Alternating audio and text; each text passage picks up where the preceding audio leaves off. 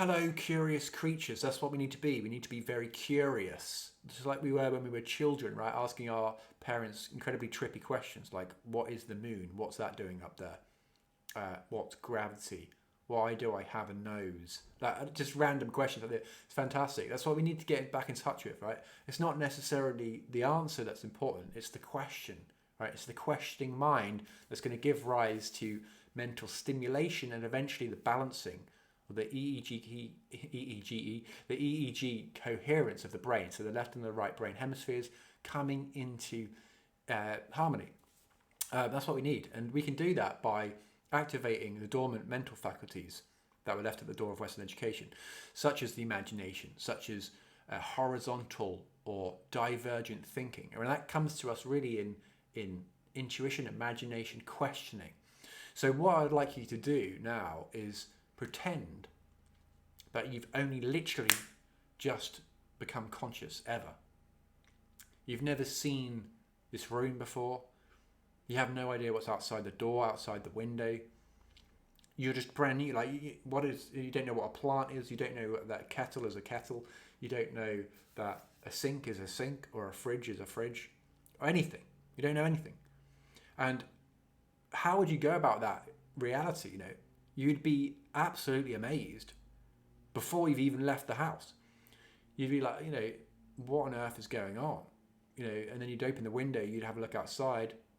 You would be approaching reality with this childlike awe and amazement, right? Humble amazement is a prerequisite for coming to know God, right? I think I've heard that quote somewhere. Absolutely, it's true. In fact, I think that's in the Hermetic philosophy. And that's what it is, you see. That's the seed that can blossom into higher mind. Not this, let's get to school, get your head down. Here's this exam. You've done very well at passing it, right? That's what creates a civil servant. That's what creates a slave. That's what creates an entire host of a population of people that live on a planet and don't even question anything beyond the scope of that planet. Their minds have been terrestrialized. Their minds have unfortunately been hamstrung by state school.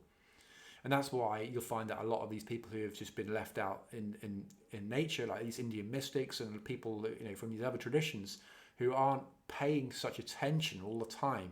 Attention is narrow perception, as Adam Watt said. They are perceiving, they have the freedom and time to look around and to actually absorb the reality in which they live.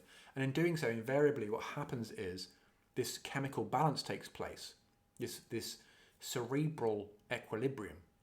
And we call that spiritual awakening when it happens. We call this an expansion of awareness.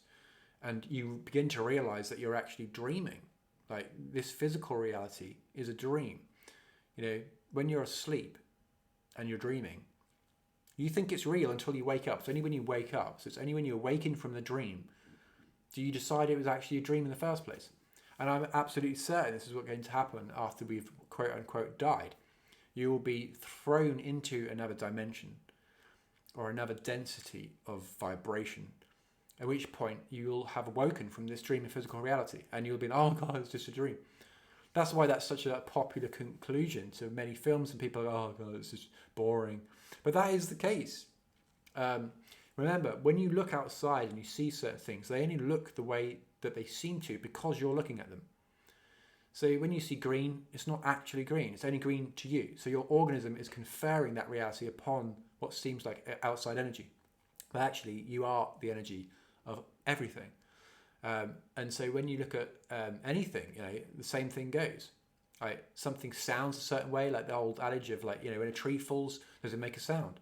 Well, only if there's someone there to listen to it, because this is the actual instrument that decodes those vibrations into what we call sound anyway. So if you've got a different design here, you've got a different sound. So what if there's an ear that doesn't pick up that vibration? Then to them, it's not sound. It's like dogs can hear way beyond our range of hearing, right? They'd say there's a sound, we'd say there is no sound. So it's all subjective, right? We need to make our minds more malleable, and going about your reality as if this was your first day that you've actually ever existed is a sure way of expanding your mind and beginning to question your existence, question your reality, question everything. Just go out into nature though, because unfortunately, like I said, attention is narrow perception, and there are so many distractions, like they show you in the Truman Show, like they show you in the Matrix. Right, everyone's an agent. We need to, if we don't possess the imagination that's capable of sort of blocking out a lot of these people with their dramas, then get away into nature, and you'll find that it'll be a lot easier for you to expand in awareness and realize the truth that you are actually dreaming. Anyway, I did say that we'd be talking about lucid dreaming in the next video, so let's do that in the next video. Do check out newearth.land if you want to be a part of the change that we want to see in the world, right? No politicians, no petitions required. Freedom is the foundation for which we can improve our lives. Shelter, energy, food and water. We're decommodifying those things. If you want to get involved, that's newearth.land. Thanks for watching.